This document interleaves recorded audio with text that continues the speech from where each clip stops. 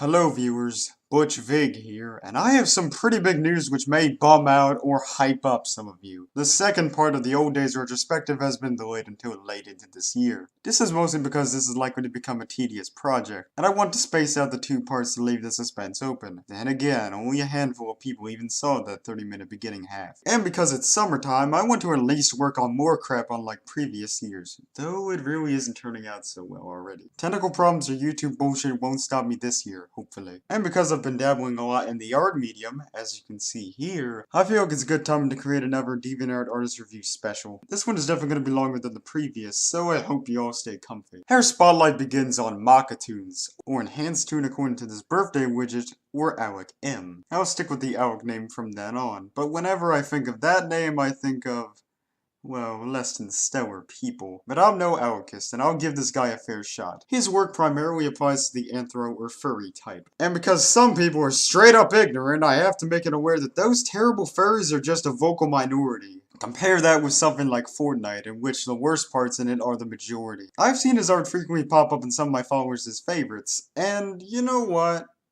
I don't really like his art that much. For major starters, his work looks all basic and, shall we say, clip art-esque? It only gets worse when roughly half of his original characters are pretty much just slightly modified versions of the same character. This has me believing he uses a base to create his own characters with, which is not a good sign. His main OC, Fane the Fox, seems to be a mesh of two pre-existing characters, which you can find a lot of fan art for in his favorites. Tails the Fox from Sonic the Hedgehog, and Furball from Tiny Toons. I mean, there's nothing wrong with inspiration. Look, I'd be a total hypocrite if I said these two weren't heavily inspired by Plucky and Daffy Duck and Yoshi respectively. But when next to all of your characters look alike, it seems uninspired and lazy. I'm not knocking the idea of simplicity either, as I've seen artists like Blue Bottle Flyer make some good stuff with his minimal style. Granted, I don't really enjoy everything he makes, but it's at least a worthy comparison on how slightly samey art can work. If this were all I had to say, I would give this gallery a 4.5 out of 10 and be done. But the bio, in my opinion, actually lowers the score to a significant degree. Right below his art banner, whose background looks like a blurred toilet bowl, we get his rules.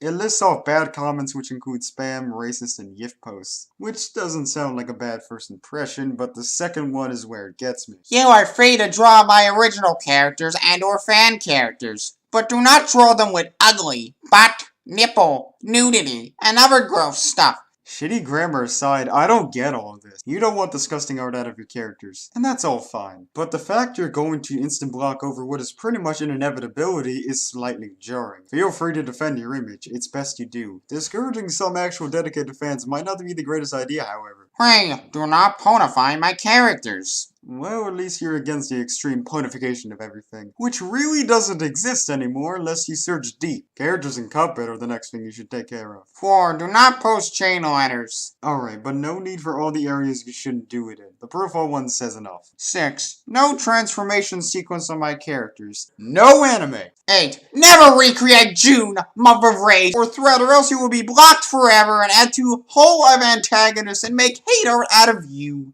We've really gotten that low, folks. Bear in mind, people, you may be following someone who is actively hunting people down for making recreations of those two series. And about that, what the hell are those series? And whole of antagonists? Isn't this your stupid-ass euphemism for user labels on YouTube? Good God, that isn't very inviting.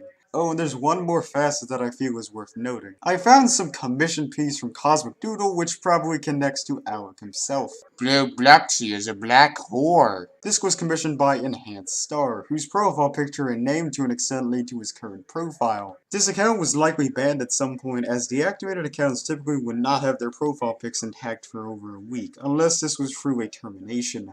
His comment also mentions something about hearts, which leads to his main DeviantArt group, Crazy Heartthrob. The commission itself might also lead into those two aforementioned series which he desperately wants not to be seen again, and searching up the character Blue Bluxy doesn't give you any results. I was able to find one related, though it's of a Shadow Bluxy instead. Overall, as an artist, Alec is very generic and mediocre, and on his bio, he tends to act a wee bit pissed off. For that, this gallery deserves a strong 3 out of 10, bordering a 3.5 out of 10 for me. Jeez, we're not starting off this episode too well. but glad we will be taking a look at some better artists this time around. How about we begin with Edtropolis, somebody who's been on DeviantArt for a decade. Again, kind of another furry artist, but this one is way more versatile than Alec ever will be. Stylistically, it's a mix of somewhat realistic and very cartoonish, kind of like Dirk Eric Scholl's, aka Themrock. Another artist you should really check out. The warmer color palette gives almost every piece a summer or autumn feeling, and I love it. His two common original characters, Schooly and Shelly, retain a charm to them which you don't find crazy often on here, even if their designs are the slightest bit on the derivative side. However, I need to bring up the elephants in the room which are bound to get on the nerves of a couple biased group feelers. You see, this artist is very reliant on Sonic fan art, especially in his early years. But to my defense, it's nowhere near as trashy as some anti-furries would like it to believe. Shit, I have a pretty noticeable bias for the Sonic series. No thanks to his terrible fandom. And yeah, I like some of Ed's fan art of this series. But wait, there's one other aspect which may distaste about half of you. The nudity. Now,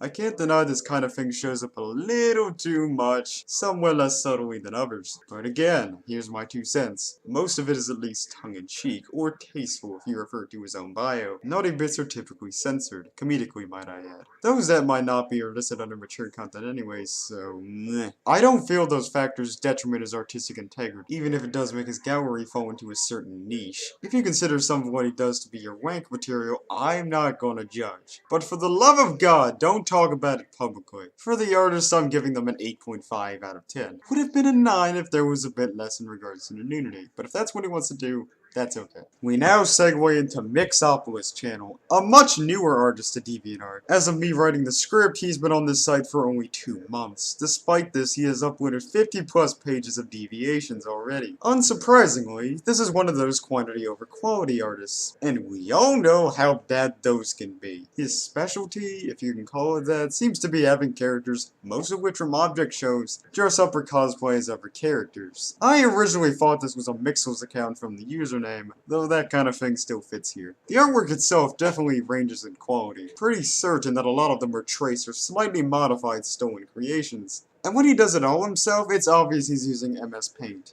Amateurishly. Yet, even with his oversaturation and basic as all hell artwork, he somehow appeared in my favorites on occasion. Yeah, you heard me. What to me equates to extreme mediocrity as a couple pieces I consider to be guilty pleasures. I am aware that this stuff is very basic and a little ugly, yet there's still enough I like about it. Unlike some artists, it's usually his cuter stuff that I tend to like most. Next to everything else just doesn't have me feeling anything. This gem though is a total masterpiece. Regardless, I see that next to all of his stuff is on a white background that has a lot of unused space. This was a problem which did pertain to most of my own digital art also. Still, I don't remotely hate the gallery whatsoever. I'll be generous and give this guy a 4 out of 10, and that's partly due to his recent presence. Though the fact I consider him better than Mockatoons is pretty sad. Thankfully for you guys, I'd say Mockatoons isn't the landslide worse. Next up is Soul Domino, and once again I don't have too much to say. Way less, actually. This person definitely has talent, and I feel would be a good part of the cartoon industry. However, his work is a tad on the samey side, and very reliant on fan art. Maybe a couple of these folders seem off-putting. Everything seems pretty standard so far, but I suppose there will be some atrocity in the dark. Oh my fucking god! What the hell? So, yeah. Apparently, this artist didn't quite have the standards to deny someone named Evil Jelly's request. That name doesn't sound enticing even remotely. And I would like to inform you there is another one of these on his gallery posted around the same time. Funnily enough, Evil Jelly commissioned him something else that was much more tasteful. I guess an OC for Cuphead. I'm at least proud Evil Jelly isn't only doing inflation weirdness, but ugh. Sorry, Soul, but you're losing a point for that. However, I should consider that you probably disowned that particular commission, or your standards have been heightened. After all, I haven't seen anything like that come after. Other than that unappealing sludge. His gallery is at least worth checking out. You're bound to find at least some fan art you like. 6.5 out of 10 is my overall rating. I intend for this project to go over 15 minutes, so I'll be splitting the reviews here. I'll be back after a few messages. 37 here. And I need to tell you about some crazy updates that are going on. First off,